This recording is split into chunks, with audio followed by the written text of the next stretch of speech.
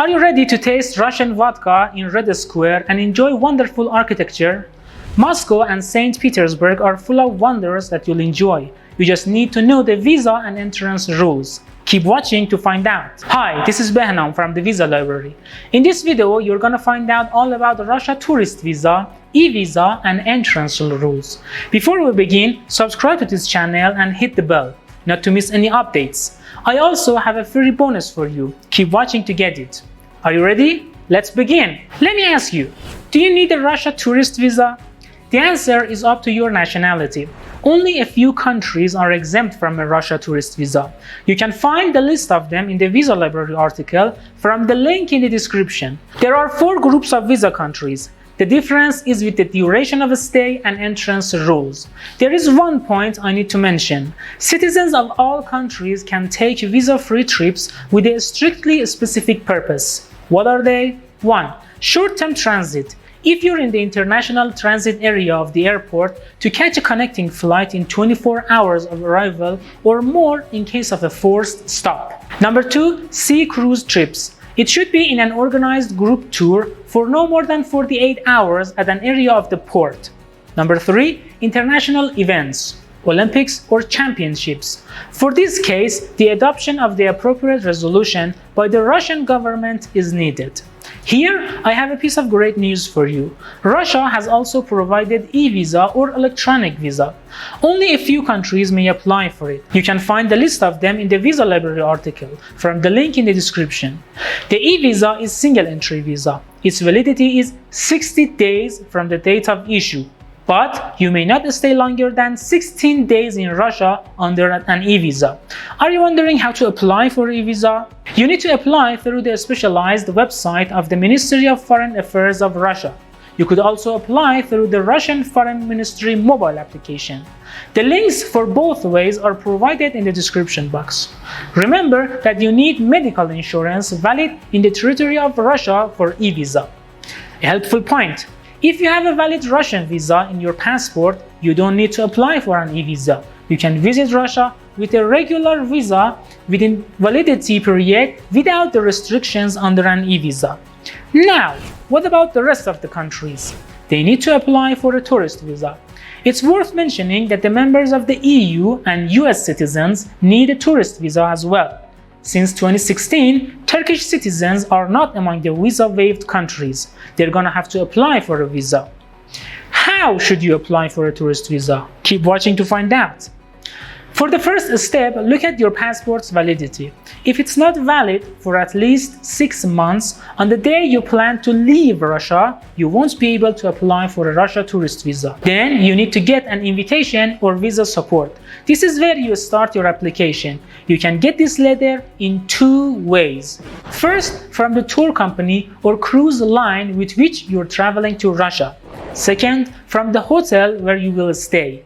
They know the procedures and will take care of everything. Got the letter? Now you need to complete the online Russia tourist visa application form. The form is available online and you can complete it for free. There are questions about your identity and your intended trip to Russia. You can get the link to complete the form from the description. At this stage, you're gonna have to collect the required documents for a Russia tourist visa. Documents like 1. Valid passport for more than 6 months with at least 2 blank pages. Number 2. 2 photos with white clear background. It would better not be the same as passport photo.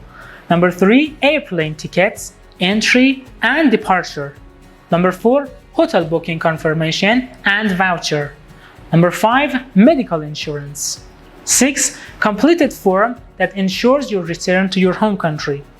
Number 7. A completed form of personal information. Number 8. Completed visa info form. Visit the Visa Library article to know the details and more information on these requirements. Now, you should submit your completed application and the documents you have collected at the Russian consulate or Russia Visa Center. Remember that you're gonna have to submit them in person. Depending on your home country, you may have to make an appointment before your meeting. When you enter the embassy or visa center, submit the documents and pay the fees. In most countries, you will have to pay the fees when you submit your application. In most cases, Payment with a bank card is required rather than in cash. Now you need to wait for an answer to your application. The embassy or visa center informs you of their decision and how to get your visa. Remember that if you're among the visa waived countries or not, you need to register with the Federal Migration Service on arrival. Foreigners need to do it in the city or region they'll stay in the first 7 days of their arrival. Your receiving party is responsible for registration. It could be the hotel, organization, or the individual who issued your invitation. If the hotel is responsible, you just need to give them your passport and migration card. Well, what is the migration card?